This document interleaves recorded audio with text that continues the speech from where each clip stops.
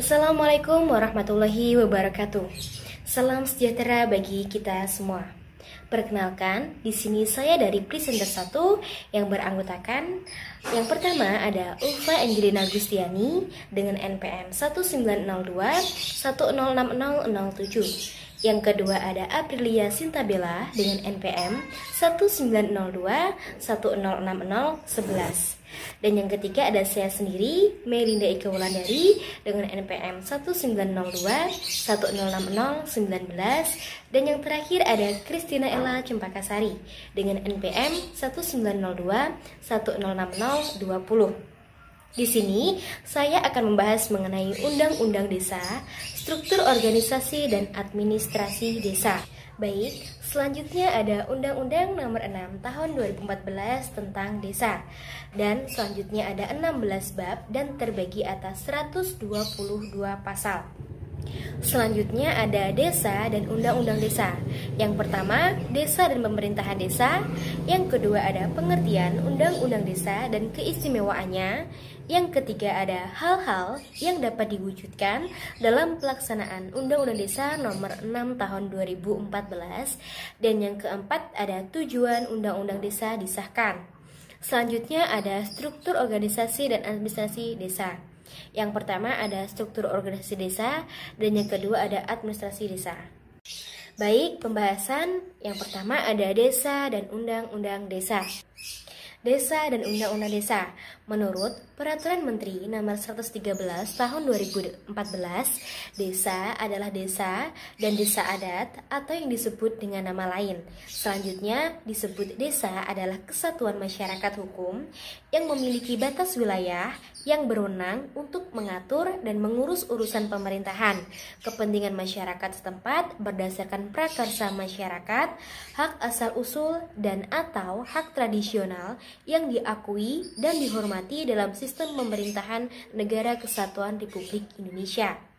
Sedangkan menurut KBBI, desa adalah kesatuan wilayah yang dihuni oleh sejumlah keluarga yang mempunyai sistem pemerintahan sendiri, dikepalai oleh seorang kepala desa atau desa merupakan kelompok rumah di luar kota yang merupakan kesatuan.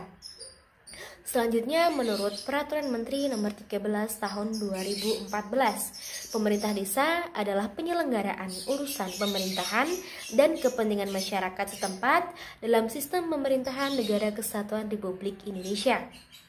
Selanjutnya, pemerintah desa adalah kepala desa atau yang disebut dengan nama lain dibantu perangkat desa sebagai unsur penyelenggara pemerintah desa.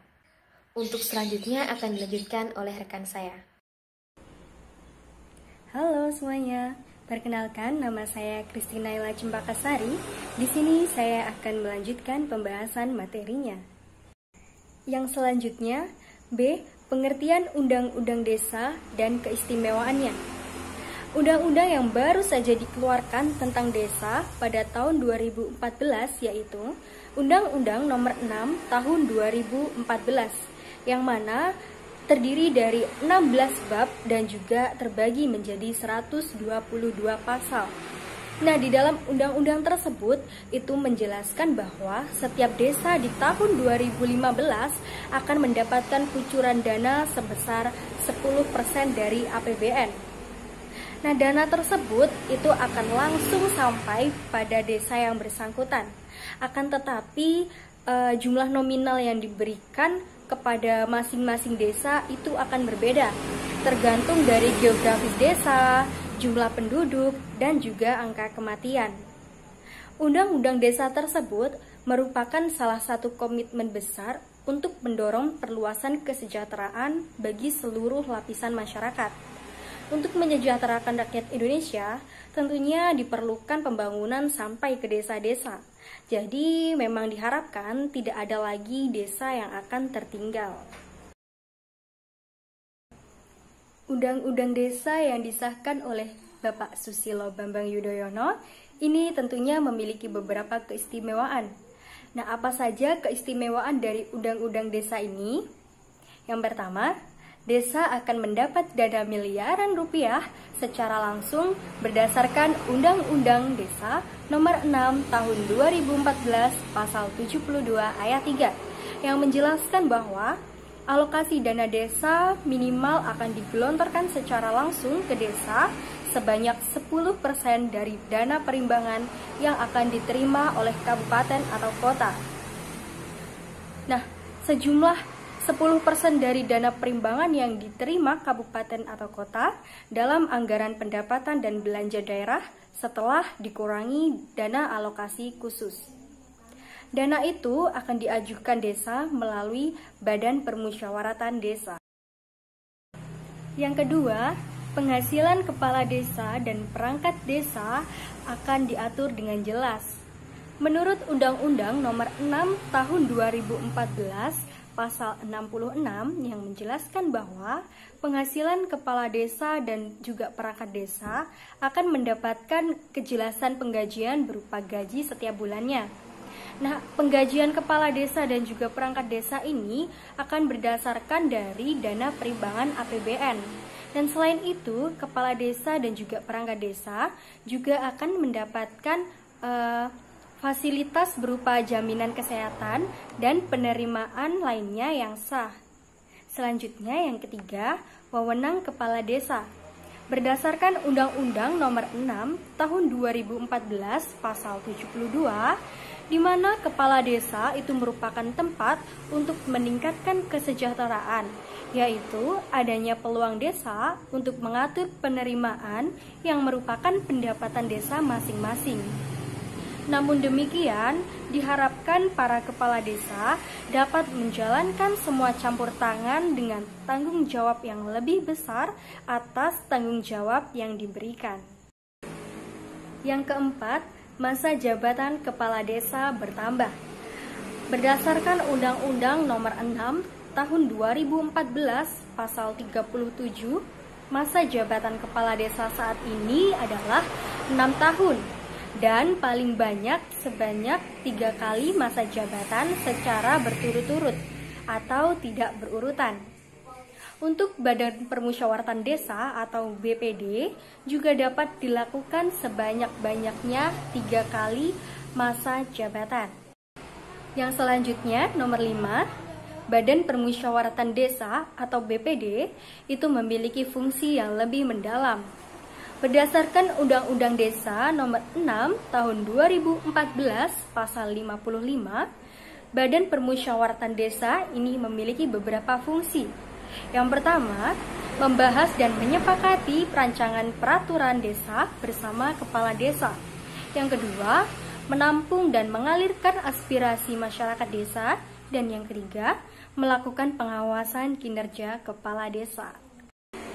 Lalu, hal-hal apa saja sih yang dapat diwujudkan dalam pelaksanaan Undang-Undang Desa Nomor 6 Tahun 2014? Yang pertama, desa dapat membentuk badan usaha milik desa. Nah, dengan dana yang dialokasikan secara langsung ke desa, maka dapat digunakan oleh desa untuk mendirikan BUM desa. Dan hasil dari BUM desa ini dapat digunakan untuk pengelolaan dan pengembangan usaha untuk membangun desa, memberdayakan masyarakat, kesejahteraan warga desa, pengentasan kemiskinan desa, dan masih banyak lagi yang dapat digunakan dari hasil BUM desa ini. Yang kedua, swasembada pangan. Pemerintah menargetkan bahwa ke depannya desa itu dapat mewujudkan swasembada pangan nasional. Yang ketiga, masyarakat dilibatkan dalam pemantauan dan pengawasan pembangunan desa. Menurut Undang-Undang Desa Nomor 6 Tahun 2014 Pasal 82, dijelaskan peran serta masyarakat dalam melakukan pemantauan dan pengawasan pembangunan dalam rangka terwujudnya tata kelola pemerintahan yang baik.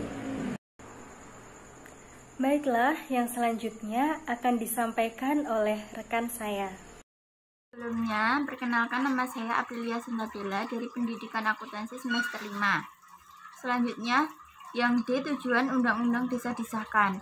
meningkatkan pelayanan publik bagi warga masyarakat desa guna mempercepat perwujudan kesejahteraan umum, memberikan penghormatan pada desa bahwa di Indonesia ini terdiri dari banyak desa yang beragam, memberikan kejelasan dan kepastian hukum desa berkaitan dengan sistem ketenagakerjaan Indonesia agar tercipta keadilan bagi seluruh masyarakat desa, menciptakan desa yang profesional, efektif, efisien, dan bertanggung jawab, memperkuat ekonomi desa, serta mengatasi kesenjangan pembangunan nasional.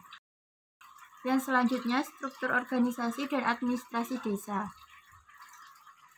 Struktur organisasi desa. Pemerintah desa merupakan lembaga perpanjang pemerintah pusat yang memiliki peran strategis untuk mengatur masyarakat yang ada di pedesaan demi mewujudkan pembangunan pemerintah. Pemerintah desa terdiri dari kepala desa dan perangkat desa yang meliputi sekretaris desa dan perangkat lainnya. Yang pertama, kepala desa. Kepala desa bertugas menyelenggarakan pemerintahan desa, melaksanakan pembangunan desa, pembinaan kemasyarakatan desa, dan pemberdayaan masyarakat desa. Yang kedua, Badan Pemusyawaratan Desa atau BPD adalah lembaga yang melaksanakan fungsi pemerintah yang anggotanya merupakan wakil dari penduduk desa berdasarkan keterwakilan wilayah dan ditetapkan secara demokratis. Yang ketiga, sekretaris merupakan perangkat desa yang bertugas membantu kepala desa untuk mempersiapkan dan melaksanakan pengelolaan administrasi desa, mempersiapkan bahan penyusunan laporan penyelenggaraan. Yang keempat, pelaksanaan teknis desa. Yang A, kepala urusan desa pemerintahan atau KURPEM. Tugas KURPEM adalah membantu kepala desa melaksanakan pengelolaan administrasi kependudukan, administrasi pertahanan, pembinaan ketentraman dan ketertiban masyarakat desa, mempersiapkan bahan perumusan kebijakan penataan, kebijakan dalam penyusunan produk hukum desa. Yang B, kepala urusan pembangunan atau KUR pembangunan. Tugas KUR pembangunan adalah membantu kepala desa mempersiapkan bahan perumusan kebijakan teknis pengembangan ekonomi masyarakat dan potensi desa, pengelolaan administrasi pembangunan, pengelolaan pelayanan masyarakat, serta menyiapkan bahan usulan kegiatan. Perkenalkan, nama saya Ulfa Angelina Gustiani dari Pendidikan Akuntansi semester 5. Selanjutnya, C. Kepala Urusan Kesejahteraan Rakyat. Tugas Kepala Urusan Kesejahteraan Rakyat (KURKERSA) adalah membantu kepala desa untuk mempersiapkan bahan perumusan kebijakan teknis penyusunan program keagamaan, serta melaksanakan program pemberdayaan masyarakat dan sosial kemasyarakatan. D. Kepala Urusan Keuangan. Tugas Kepala Urusan Keuangan adalah membantu sekretaris desa melaksanakan pengelolaan sumber pendapat desa, pengelolaan administrasi keuangan desa, dan mempersiapkan bahan pengurusan APB desa, serta laporan keuangan yang dibutuhkan desa. E. Kepala Urusan Umum.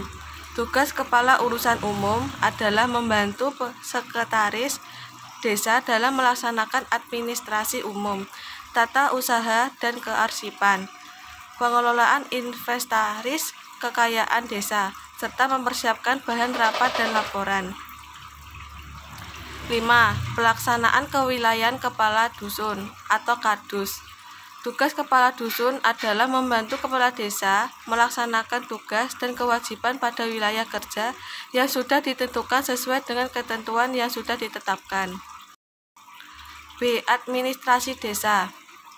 Administrasi desa menurut Peraturan Menteri Dalam Negeri Nomor 32 Tahun 2006 adalah keseluruhan proses kegiatan pencatatan data dan informasi mengenai penyelenggaraan pemerintah desa pada buku administrasi desa. Jenis dan bentuk administrasi desa menurut Peraturan Menteri Dalam Negeri Nomor 32 Tahun 2006 terdiri dari 1. Administrasi umum adalah kegiatan pencatatan data dan informasi mengenai kegiatan pemerintah desa pada buku administrasi umum. 2. Administrasi penduduk adalah kegiatan pencatatan data dan informasi mengenai penduduk dan mutasi penduduk pada buku administrasi penduduk. 3.